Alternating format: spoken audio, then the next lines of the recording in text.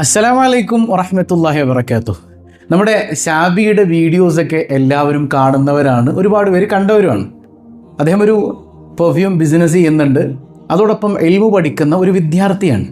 തന്നെ കൊണ്ട് കഴിയുന്നത് പോലെയൊക്കെ ദീനി പ്രചരണത്തിന് ഉതകുന്ന വീഡിയോസൊക്കെ ചെയ്യാറുണ്ട്.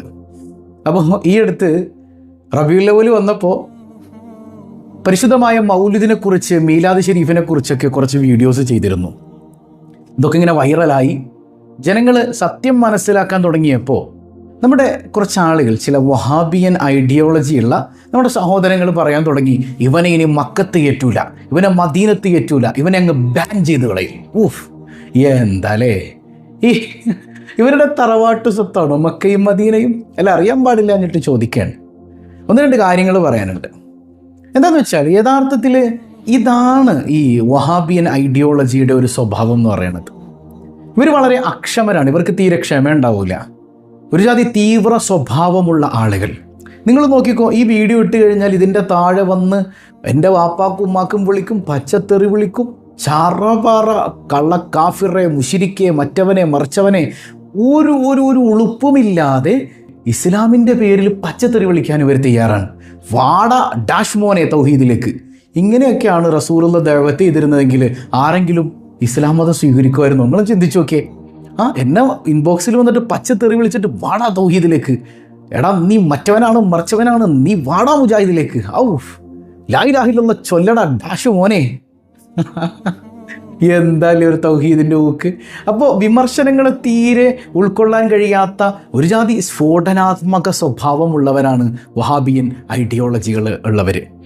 ഇപ്പോൾ ഒരു എക്സാമ്പിൾ പറയുകയാണെങ്കിൽ, ഇവരുടെ കയ്യിൽ അധികാരമുണ്ടോ? ഇവരവിടെ എല്ലാം തകർത്ത് കളയും. അധികാരം ഇവരുടെ കയ്യിലുണ്ടെങ്കിലാണ് ഇവരുടെ ഏറ്റവും ദുഷിച്ച സ്വഭാവം നമുക്കറിയാൻ പറ്റുക. ഇപ്പോൾ ഒരു എക്സാമ്പിൾ പറയുകയാണെങ്കിൽ, നിങ്ങളിപ്പോൾ ഈ സ്ക്രീനിൽ കാണുന്നത് 1925 മുൻപുണ്ടായിരുന്ന ജന്നത്തുൽ ബഖിയ മുഅല്ലയൊക്കെയാണ്. എന്താ അവിടെ നിങ്ങൾ കാണുന്നത്? മക്ബറകൾ മുഴുവൻ കെട്ടിപ്പൊക്കിയിട്ടുണ്ട് മനോഹരമായിട്ട്. എന്നാൽ അതിൻ്റെ തൊട്ടിപ്പുറത്ത് കാണുന്നതോ, ഇപ്പോൾ നിങ്ങൾ കാണുന്നത് വഹാബിയൻ ഗവൺമെൻറ് 925 ശേഷം ഭരണം കിട്ടിയപ്പോൾ അവർ പൊളിച്ചടുക്കി കളഞ്ഞതാണ്. ഇപ്പോൾ ചില വഹാബിന് പറയുന്നത് എന്താ, ഇവിടെ വേറെ രാജ്യങ്ങളിലേ ഉള്ളൂ കെട്ടിപ്പൊക്കിയ മക്ബറയൊക്കെ, മക്കത്തും മദീനത്തും ഇല്ല, നബി ജനിച്ച നാട്ടിലില്ല. ഇത് ബുദ്ധിയുള്ള മനുഷ്യന്മാരോട് പറയാൻ പറ്റുമോ? ഇവരുടെ കയ്യിൽ അധികാരം കിട്ടിയപ്പോൾ കേവലം 100 വർഷമായിട്ടേ ഉള്ളൂ ഇതൊക്കെ പൊളിച്ച് കളഞ്ഞിട്ട്.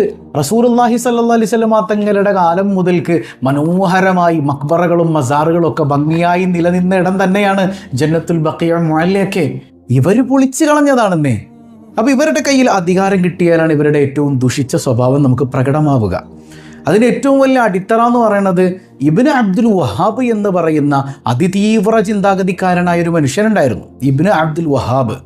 അദ്ദേഹത്തിൻ്റെ പിതാവിൻ്റെ പാതയിലല്ലാതെ പുതിയ ഒരു വഴി വെട്ടി വന്ന മനുഷ്യനാണ്. ബ്രിട്ടീഷുകാരുടെ സഹായത്തോടെ, ജൂതന്മാരുടെ സഹായത്തോടുകൂടെ ഇസ്ലാമിൻ്റെ ഉള്ളിൽ ഭിന്നതയുണ്ടാക്കണമെന്നൊരു കോൺസെപ്റ്റ് ഉണ്ടാക്കുകയും ഇസ്ലാമിനെ തകർക്കാൻ വേണ്ടി ഉള്ളിലേക്ക് ഇൻ്റർഫിയർ ചെയ്യുകയും ചെയ്തൊരു മനുഷ്യനാണ്. ചരിത്രം പഠിക്കുമ്പോൾ നമുക്ക് മനസ്സിലാകും ഇബ്നു അബ്ദുൽ വഹാബ്. അപ്പോൾ അദ്ദേഹത്തിൻ്റെ തിയറികളനുസരിച്ച് ജീവിക്കുന്ന, അദ്ദേഹത്തിൻ്റെ ഒരുപാട് ആശയാദർശങ്ങളെ, ആ സ്ഫോടനാത്മകമായ ചിന്താഗതികളെ കൊണ്ട് നടക്കുന്നവരെയാണ് ഇബ്നു അബ്ദുൽ വഹാബിലേക്ക് ചേർത്തിയിട്ട് വഹാബികൾ എന്ന് പറയുന്നത്. അല്ലാതെ അള്ളാഹുവിൻ്റെ നാമമായ വഹാബിലേക്ക് ചേർത്തിയിട്ടൊന്നും അല്ലേ, അങ്ങനെ തെറ്റിദ്ധരിപ്പിക്കുന്ന ആളുകളും ഉണ്ട്. അപ്പോൾ ഇദ്ദേഹം ചെയ്ത ഏറ്റവും വലിയ സേവനം എന്തൊക്കെയാണെന്ന് നിങ്ങൾക്കറിയോ? ഈ ഇബ്നു അബ്ദുൽ വഹാബ് എന്ന് പറയുന്ന മനുഷ്യൻ, ഇദ്ദേഹം സുന്നികളായ ഒരുപാട് ഉലമാക്കളെ കഴുത്തറുത്ത് കൊന്നിട്ടുണ്ട്, ക്രൂരമായ കൊല നടത്തിയിട്ടുണ്ട്, കൊള്ളയടിച്ചിട്ടുണ്ട്. കഅബാലയത്തിൻ്റെ അടുക്കലുണ്ടായിരുന്ന അന്നൊക്കെ നേർച്ചക്കുറ്റി ഉണ്ടായിരുന്നു. അതൊക്കെ ഇന്നിപ്പോൾ നേർച്ചക്കുറ്റി ഉണ്ടോ എന്നാണ്. ഇന്നിപ്പോൾ നേർച്ചക്കുറ്റിയുടെ ആവശ്യമൊന്നുമില്ല. ഹജ്ജിന് പോകണമെങ്കിൽ ഹജ്ജിനും ഉംറക്കൊക്കെ നല്ല പൈസ കെട്ടി വെച്ചിട്ട് തന്നെയാണ് അവിടെ പോയി ഹജ്ജ് ഉംറ ചെയ്യണത്. അല്ലാതെ വെറുതെ ഒന്നും സൗദി ഗവൺമെൻറ് കൊണ്ടുപോയി ഹജ്ജ് ചെയ്യിപ്പിക്കുന്നില്ല. ഞാൻ അതിലേക്ക് വരാം. അപ്പോൾ അവിടെ ഉണ്ടായിരുന്ന രത്നങ്ങൾ കൊള്ളയടിച്ചു, ബൈത്തുൽ മുഖദ്ദസ് കൊള്ളയടിച്ചു എന്നൊക്കെ ഇവരുടെ തന്നെ ഗ്രന്ഥങ്ങളിൽ രേഖപ്പെടുത്തിയതാണ്. ഇത് തള്ളാണെന്നും പറഞ്ഞ് വരണ്ട, രേഖകളുണ്ട് ഇവിടെ. കൃത്യമായി രേഖപ്പെടുത്തിയ മുജാഹിദുകളുടെ പുസ്തകത്തിൽ തന്നെ രേഖപ്പെടുത്തിയ കാര്യമാണ്. മനസ്സിലാവുന്നുണ്ടോ? ഇനി ഏറ്റവും വലിയ കൊമേഡി എന്താണെന്ന് വെച്ചാൽ, ഇവർക്ക് എല്ലാവരും അങ്ങ് മുശരിക്കാക്കി കളയും. നമുക്കിവർ പുത്തൻവാദികൾ എന്ന് പറയാൻ പാടില്ല. ഇവർ നമ്മളെ അങ്ങ് മുശരിക്കാക്കുമ്പോൾ നമ്മളിങ്ങനെ അതെ അതെ അതെ അതെ ഞങ്ങൾ മുശരിക്കാണെന്ന് പറഞ്ഞാൽ നമ്മളിങ്ങനെ ഇരുന്ന് കൊടുക്കണം. എന്തൊരു ട്രാജഡിയാണോ അത്. രസകരമായ കാര്യം എന്താണെന്ന് വെച്ചാൽ, ഇന്ന് മുജാഹിദുകൾ കേരളത്തിൽ 8 ഗ്രൂപ്പുണ്ട്. എത്ര ഗ്രൂപ്പുണ്ട്? 8 ഗ്രൂപ്പുണ്ട്. അതിൽ ജിന്നൂരി ഉണ്ട്, ബൾബൂരി ഉണ്ട്, മടവൂരി ഉണ്ട്, എല്ലാ ഊരികളും ഉണ്ട്. ഈ 8 വിഭാഗങ്ങൾക്കും പരസ്പരം മുഷിരിക്കാണെന്നേ. മടവൂരി പറയും ജിന്നൂരി കാഫിറാണ്, മുഷിരിക്കാണ്. ജിന്നൂരി പറയും നീ മുഷിരിക്കാണ്. കണ്ടോ? അപ്പം അങ്ങോട്ടും ഇങ്ങോട്ടും കാഫിറാക്കലാണ് ഇവരുടെ പണി തന്നെ. എന്നിട്ടാണ് മുസ്ലിം ഉമ്മത്തിൻ്റെ ഏറ്റവും മനോഹരമായ ആ ഒരു ഇസ്ലാമികമായ നിയമങ്ങളെ ഇവിടെ അനുസരിച്ച് ജീവിക്കുന്ന ഭൂരിപക്ഷം വരുന്ന മുസ്ലിം ഉമ്മത്തിന് ഇവർ കാഫിറാക്കാൻ നടക്കുന്നത്. ഏറ്റവും വലിയൊരു കോമഡി എന്താണെന്ന് വെച്ചാൽ, സുന്നികളൊക്കെ മുഷിരിക്കാന്ന് പറയുകയും ചെയ്യും, കാണുമ്പോൾ അസ്സലാമു അലൈക്കും എന്ന് പറയും. അതെങ്ങനെ ഇത് മുഷിരിക്കായ ആൾക്ക് സലാം പറയുന്നത്? സുന്നിപ്പള്ളിയിലെ ഇമാമ് പൂജാരിയാണെന്ന് പോലും ഇവർ പറഞ്ഞിട്ടുണ്ട്. ഈ പൂജാരിയുടെ പിന്നിൽ പോയി നിസ്കരിക്കുകയും ചെയ്യും. അതെങ്ങനെയാണോ നിസ്കാരം ശരിയാകണത്? ഇനി സുന്നികളൊക്കെ മുശ്രിക്കാന്ന് പറഞ്ഞിട്ട് സുന്നി പെണ്ണുങ്ങളെ കല്യാണം കഴിക്കും, നമ്മളാണെങ്കിൽ കെട്ടിച്ചു കൊടുക്കാനും ഇരിക്കുക, നമുക്കൊരു ബോധം വേണ്ടേ? അതെങ്ങനെയാണോ മുശ്രിക്കായൊരു പെണ്ണിനെ, മുശ്രിക്കത്തായൊരു പെണ്ണിനെ കെട്ടിയ കല്യാണം ശരിയാകണത്? ഇനി ബാപ്പ, ഇവരുടെയൊക്കെ ഭാഷയിൽ ഇവരുടെ ബാപ്പ മുശ്രിക്കായിരിക്കും. കാരണം എന്താ? പുള്ളിക്കാരൻ മൗലിദ് ഓതിയിട്ടുണ്ടാവും. അപ്പോൾ മുശ്രിക്കായ ബാപ്പാടെ അനന്തര സ്വത്ത് എടുക്കാൻ പറ്റുമോ? പറ്റൂലല്ലോ. സ്വത്തിൻ്റെ വിഷയം വരുമ്പോൾ ഞങ്ങൾക്ക് അങ്ങനെ മുശ്രിക്കൊന്നൊന്നുമില്ല, നമ്മളെങ്ങനെ ഇങ്ങനെ. പിന്നെ സുന്നികളായ മനുഷ്യന്മാരുടെ ഇറച്ചിക്കടയിൽ വന്ന് ഇറച്ചി മേടിക്കൂലേ? അങ്ങനെയാണ് ഒരു മുശ്രിക്ക് അറുത്തത് ഇയാൾ കഴിക്കുക? ഹലാലാവോ മുശ്രിക്ക് അറുത്താൽ? അപ്പോൾ നിങ്ങളുടെ ഈ ഇരട്ടത്താപ്പ് നയമുണ്ടല്ലോ, അതൊക്കെ കെട്ടിപ്പൂട്ടി വെച്ചിട്ട് മാന്യമായി മുസ്ലിം ഉമ്മത്തിലേക്ക് തിരിച്ചു വരൂ സഹോദരങ്ങളെ. ആ ബിദഅത്ത് വലാരത്തൊക്കെ അങ്ങ് കൊണ്ടുപോയി കള. ഇനി വേണ്ട. ഇനി മക്കത്തും മദീനത്തെ അവസ്ഥ എന്താണ്? ഈ 925 മുമ്പ് വരെ ഗ്രാൻഡ് സെലിബ്രേഷൻസ് അവിടെ നടന്നിട്ടുണ്ട്. കഅബാലയത്തിൻ്റെ ഉള്ളിൽ പോലും മൗലിദ് നടന്നിട്ടുണ്ട്. പണ്ട് കാലം മുതൽക്കേ മക്കക്കാരുടെയും മദീനക്കാരുടെയും പതിവ് കിതാബുകളിൽ കാണാം.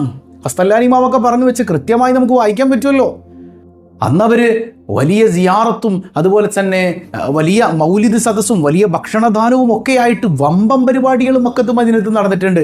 ഈ പുത്തൻവാദികൾ വന്നപ്പോൾ അവർ പ്രത്യക്ഷത്തിലുള്ള പരിപാടികളൊക്കെ എടുത്തു കളഞ്ഞതാണ്. അത് ഇവരുടെ തീവ്ര സ്വഭാവമല്ലേ, അല്ലാതെ പിന്നെ എന്തുട്ടാ? വീടുകളിലൊക്കെ കൃത്യമായി അഹ്ലുസുന്നയുടെ വക്താക്കളുടെ വീടുകളിലൊക്കെ മനോഹരമായി നടക്കുന്നുണ്ട്. അപ്പം റഫീഖ് സെൽഫി വന്നിട്ട് ചോദിക്കാൻ, വീടുകളിൽ ഇപ്പം അങ്ങനെ പലതും നടക്കുന്നുണ്ടാവും, അതൊക്കെ തെളിവിന് പറ്റുമോ എന്നാണ്. നിങ്ങളുടെ വീട്ടിൽ നടക്കുന്നൊന്നും തെളിവിന് പറ്റൂല, അത് പുറത്തും പറയണ്ട. ഞങ്ങൾ അതിനെക്കുറിച്ചല്ല ഈ പറയണത്. അഹ്ലുസുന്നയുടെ വക്താക്കളായ സയ്യിദ് അലവി മാലിക്കി റഹിമഹുല്ലയെ പോലുള്ള മഹത്തുക്കൾ ഒരുപാടുള്ള നാടാണ്. ആ മഹത്തുക്കൾ അതിൽപ്പെട്ട പലരും വഫാത്തായി പോയിട്ടുണ്ട്. അവരുടെയൊക്കെ താവഴിയിലുള്ളവർ, കുടുംബക്കാർ, സയ്യിദന്മാർ വളരെ മനോഹരമായി മീലാദ് ആഘോഷിക്കുന്നുണ്ട്. പല മീലാദുകളിലും മക്കത്ത് പങ്കെടുക്കാൻ നമുക്കൊക്കെ ഭാഗ്യം കിട്ടിയിട്ടുണ്ട്. അപ്പോൾ ഈമാനുള്ളവർ നടത്തിക്കോട്ടെ. അപ്പോൾ നിങ്ങൾ ഗ്രാൻഡായി ഗവൺമെൻറ് തലത്തിൽ നിങ്ങൾ നടത്താത്തതിൻ്റെ കാരണം 925 ശേഷം നിങ്ങൾക്ക് ഭരണം കിട്ടിയപ്പോൾ നിങ്ങൾ അവിടെ നടത്തിയ വഹാബിയൻ ഐഡിയോളജിയാണ്. എങ്ങനെയാണ് ഭരണം കിട്ടിയത്? അതൊക്കെ പറയിപ്പിക്കണോ? ഫലസ്തീനെ ഒറ്റുകൊടുത്തിട്ട് കിട്ടിയതല്ലേ അത്? ഉസ്മാനി ഖിലാഫത്തിനെ തകർക്കാൻ കൂട്ടുനിന്നിട്ട് കിട്ടിയതല്ലേ അത്? മുസ്ലിംകളുടെ ഐക്യത്തെ തകർത്തിട്ട് മേടിച്ചതല്ലേ നിങ്ങളെ ഈ വഹാബിയൻ ഭരണകൂടം അല്ലേ? അല്ല, നിങ്ങൾക്ക് പറയാൻ പറ്റുമോ? തെളിവുകൾ സംസാരിക്കുമല്ലോ ഇവിടെ. മനസ്സിലാവുന്നുണ്ടോ? അപ്പം ഇങ്ങനെയുള്ള ആളുകൾ ജനങ്ങളെ വന്നിട്ട് തെറ്റിദ്ധരിപ്പിക്കുകയാണ്. അള്ളാഹു ബോധം നൽകുമാറാകട്ടെ. വേണ്ടാന്ന്. ഇനിയിപ്പോൾ ഈ റബീഉൽ അവ്വൽ വരുമ്പോൾ തന്നെ മക്കയിലെ ഹറമിൽ ഇമാമുമാർ തന്നെ പാടുന്ന ബൈത്തുകൾ ഏതാ? ഹസ്സാൻ ഇബ്നു സാബിത്ത് റളിയല്ലാഹു അൻഹു റസൂലുള്ളാഹിനെ കുറിച്ച് എഴുതിയ മൗലിദുകളൊക്കെ ഖുതുബയിൽ കടന്നു വരുന്നില്ലേ? ഇവരുടെ പള്ളിയിലുണ്ടാവും അത്. മനസ്സിലാവുന്നുണ്ടോ? അപ്പോൾ അവിടുത്തെ ഐഡിയോളജി കുറച്ച് ഇബ്നു അബ്ദുൽ വഹാബിനെ ഫോളോ ചെയ്യുന്നുണ്ടെങ്കിലും അവർ മദ്ഹബ് അംഗീകരിക്കുന്നവരാണ്. ഇവിടുത്തെ സെൽഫികളും അവിടുത്തെ ആളുകളും തമ്മിൽ വളരെ അന്തരമുണ്ട്. ഇവരങ്ങനെ ഞങ്ങൾ മക്കയിൽ ബാൻ ചെയ്യും. നിങ്ങളുടെ സ്വഭാവം അതല്ലേ? ഇൻഷാ അല്ലാഹ് കാലചക്രം കറങ്ങി വരും. നൂറ്റാണ്ടുകളോളം അഹ്ലുസുന്നയുടെ വക്താക്കൾ ഭരിച്ചതാണ് പരിശുദ്ധമായ മക്കയും മദീനയും. ഇന്ന് സൗദി നിങ്ങളുടെ കയ്യിൽ കിട്ടിയിട്ട് എന്തെല്ലാം തോന്നിവാസം അവിടെ കാണിച്ചു കൂട്ടുന്നത്? എന്ത് തോന്നിവാസം ഇപ്പോൾ അവിടെ ഇല്ലാത്തത്? എന്തെല്ലാം ഹറാമുകളുടെ കൂത്തരങ്ങായി അവിടെ മാറുന്നുണ്ട്. പക്ഷെ അല്ലാഹു റബ്ബുൽ ആലമീൻ ഇതൊക്കെ പിടിക്കുന്നൊരു ദിവസം വരും. എന്തായാലും പഴയതിനേക്കാളൊക്കെ ആശ്വാസമുണ്ട്. പണ്ട് ഇവരുടെ കയ്യിൽ ഭരണം കിട്ടിയപ്പോൾ ബദറിലേക്ക് സിയാറത്തിന് പോകാൻ പറ്റൂലായിരുന്നു. ബദറിലേക്ക് സിയാറത്തിന് പോകാൻ പറ്റൂല. അവിടെ ശിർക്കാന്നും പറഞ്ഞ കുറേ മുത്തവ്വ എന്ന് പറയുന്ന മൊല്ലാക്കന്മാരുണ്ട്. കുറേ ബംഗാളികളെയൊക്കെ തട്ടോടിപ്പിച്ചുകൊണ്ട് നിർത്തിയിട്ടുണ്ട്. ഒരു അന്തവും കൊന്തവും ഇല്ലാത്ത മനുഷ്യന്മാർ മുത്തവ്വ യാത്ര ഇവർ വന്ന് ബ്ലോക്ക് ചെയ്യും. ഇന്നങ്ങനെയില്ല. ഇന്ന് നമുക്ക് സുഖമായിട്ട് പോയി ബദറൊക്കെ സിയാറത്ത് ചെയ്യാം. എന്ത് റാഹത്താണ് അവിടെ. ഇനിയിപ്പോൾ ആരെല്ലാം എതിർത്താലും മുത്തുനബിയുടെ മൗലിദ് ഗ്രാൻഡ് ആയിക്കൊണ്ടിരിക്കുകയല്ലേ. വറഫഅനാ ലക ദിക്റക്, അങ്ങയുടെ പരാമർശത്തെ ഉയർത്തിയത് നാമാണ് നബിയെ. നമ്മളാണ് അങ്ങയുടെ പരാമർശത്തെ ഉയർത്തിയത്. അള്ളാഹ് ഉയർത്തിപ്പിടിച്ച ഈ മൗലിദ് ഷരീഫിനെ തകർക്കാൻ നിങ്ങളെ കൊണ്ട് പറ്റൂല മക്കളെ, പറ്റൂല. പിന്നെ നിങ്ങൾ തകർത്തു. നിങ്ങൾ മുത്തുനബിയെ സാധാരണ അറബി പയ്യനായിട്ട് കാണുന്ന ആളുകളല്ലേ. ഞങ്ങൾക്ക് അങ്ങനെയില്ല. ഞങ്ങൾക്ക് ഹബീബാണ്, അള്ളാഹിൻ്റെ ഹബീബാണ്, അഷ്റഫുൽ ഖൽഖാണ്. ഞങ്ങളുടെ ജീവനേക്കാൾ സർവസ്വത്തേക്കാളും ഞങ്ങൾക്ക് പ്രണയമാണ് ഞങ്ങളുടെ ഹബീബിനോട് സല്ലല്ലാഹു അലൈഹി വസല്ലം. പിന്നെ ഇതിനൊന്നും തെളിവില്ലാതെ വരുമ്പോൾ കുറേ വേണ്ടാത്ത ദുഷിച്ചാരോപണങ്ങൾ. ഒന്നെന്താ, മൊയ്ലിയാക്കന്മാർക്ക് പൈസ ഉണ്ടാക്കാൻ, എന്നിട്ട് ഇവന്മാർ പൈസ ഉണ്ടാക്കണില്ല. ഞാൻ ചോദിക്കട്ടെ, നിങ്ങളുടെ പല പ്രഭാഷകരും കരിങ്കൽ ക്വാറിയിൽ കല്ല് ചുമന്നവരല്ലേ? അങ്ങനെയുള്ള ആളുകൾക്ക് ഈ കല്ല് ചുമന്നതിന് ശേഷം ഇന്ന്, ഞാൻ പേര് പറയണില്ല, കോടികളുടെ ബംഗ്ലാവുകൾ സ്വന്തമായിട്ടില്ലേ? ഇല്ലേ? എങ്ങനെ നിങ്ങൾ പിന്നെ ഈ മുജാഹിദ് പ്രചരണത്തിലേക്ക് വന്നതിന് ശേഷം ഏതെങ്കിലും കാറ് നിങ്ങൾക്ക് സ്വന്തമായിട്ട് കിട്ടിയോ? നിങ്ങൾ കല്ല് ചുമക്കാൻ പോയോ? ഇല്ലല്ലോ. ഈ സാധുക്കളായ മനുഷ്യന്മാരുടെ കയ്യിൽ നിന്ന് പൈസ പിരിച്ചിട്ട് പ്രസംഗിക്കാനെന്ന പേരിൽ മുസ്ലിം ഉമ്മത്തിനെ കാഫിറാക്കിയിട്ട് കിട്ടുന്ന പൈസ കൊണ്ടുണ്ടാക്കിയ ബംഗ്ലാവല്ലേ അത്? അല്ലേ? അപ്പം ആർക്ക് പൈസ ഉണ്ടാക്കാനാണ് ഈ പ്രസംഗമൊക്കെ? അത് പുറത്തു പറയിപ്പിക്കണ്ട. അപ്പോൾ അഹ്ലുസുന്നയുടെ വക്താക്കളായ പണ്ഡിതന്മാരെ പലരും വീട്ടിലേക്ക് മൗലിദിന് ക്ഷണിക്കുന്നു. അവരത് ചൊല്ലിക്കഴിയുമ്പോൾ ഒരു ഉസ്താദും ഇങ്ങോട്ട് കൊണ്ടാടാന്നും പറഞ്ഞ് പിടിച്ചൊന്നും മേടിക്കണില്ല. ഹദിയ പോക്കറ്റിലേക്ക് വെച്ച് കൊടുത്ത് അവർ സ്വീകരിക്കും. അത്രയേ ഉള്ളൂ. അത് മാന്യതയാണ്. മന്ത്രിച്ചിട്ട് പൈസ ചോദിച്ചു വാങ്ങിയതിന് അംഗീകാരം കൊടുത്തിട്ടുണ്ട് മുഹമ്മദ് മുസ്തഫ സല്ലല്ലാഹു അലൈഹി വസല്ലം. സ്വഹീഹുൽ ബുഖാരിയിലുണ്ട് ഹദീസ്, അല്ലേ? ഇതാരും ചോദിച്ചു മേടിക്കണില്ല. ഹദിയ കൊടുക്കുന്നു, അത് മുത്തുനബിയുടെ സുന്നത്താണ്. പിന്നെന്താ, ലൈറ്റുകൾ ക്രിസ്ത്യാനികളെ പോലെ, ഇതൊക്കെ നമ്മൾ പറഞ്ഞതാണ്. ലൈറ്റ് പള്ളിയുടെ പുറത്തിടുന്നതാണോ അകത്തിടുന്നതാണോ ആഡംബരം? അകത്തിടലാണ്. അങ്ങനെയാണെങ്കിൽ ഏറ്റവും കൂടുതൽ ലൈറ്റ് ഉള്ളത് മക്കത്തെ പള്ളിയിലും മദീനത്തെ പള്ളിയിലുമാണ്. കോടാനുകോടി രൂപയാണ് അവിടുത്തെ ഒരു മാസത്തെ കറണ്ട് ബില്ല് തന്നെ, ലൈറ്റ് കത്തിച്ചിട്ടേ. അപ്പോൾ അതൊക്കെ മക്കൾ നിർത്തലാക്ക്. അപ്പോൾ ഈ പറഞ്ഞ ആരോപണങ്ങളൊന്നും ഇവിടെ വിലപ്പോകൂല. കാരണം ഞങ്ങൾക്ക് എല്ലാത്തിനേക്കാളും പ്രിയപ്പെട്ടത് അഷ്റഫുൽ ഖൽഖാണ് സല്ലല്ലാഹു അലൈഹി വസല്ലം. നിഅമത്തുൽ കുബ്ര എന്ന കിതാബിൽ ഇബ്നു ഹജർ തങ്ങൾ ഉദ്ധരിക്കുന്നുണ്ട്. അബൂബക്കർ സിദ്ദീഖ് റളിയല്ലാഹു അൻഹു പറയാണ്, മൻ അൻഫഖ ദിർഹമൻ അലാ ഖിറാഅത്തി മൗലിദിൻ നബി സല്ലല്ലാഹു അലൈഹി വസല്ലം കാന റഫീഖി ഫിൽ ജന്ന. മുത്തുനബിയുടെ മീലാദിന് വേണ്ടി ഒരു ദിർഹമാരെങ്കിലും ചെലവാക്കിയാൽ അവൻ സ്വർഗത്തിൽ എൻ്റെ കൂട്ടുകാരനാണെന്ന് അബൂബക്കറിന് സിദ്ദീഖ് റളിയല്ലാഹു അൻഹു പറഞ്ഞ വാക്ക്, അത് ഞങ്ങൾക്ക് ഞങ്ങളുടെ ചങ്കിനേക്കാൾ ജീവനാണ്, ഞങ്ങളുടെ ജീവനേക്കാൾ വലുതാണ്. അതുകൊണ്ട് തന്നെ ഞങ്ങളത് ഏറ്റുപിടിക്കും. ഞങ്ങളുടെ ഹബീബിൻ്റെ ജന്മത്തിൽ ഞങ്ങൾ സന്തോഷിക്കും. നിങ്ങളിങ്ങനെ ബാൻ ചെയ്ത് നടന്നോ? ലാസ്റ്റ് അല്ലാഹു റബ്ബുൽ ആലമീൻ സ്വർഗത്തിലേക്ക് ഇങ്ങനെ ആളുകൾ പോകുമ്പോൾ പിന്നാലെ പോകുന്ന സമയത്ത് പടച്ചോൻ്റെ ഒരു ബാൻ ചെയ്യലുണ്ട്. നമുക്ക് അവിടെ വെച്ച് കാണാം. അസ്സലാമു അലൈക്കും വറഹ്മത്തുള്ളാഹി വബറകാതുഹു.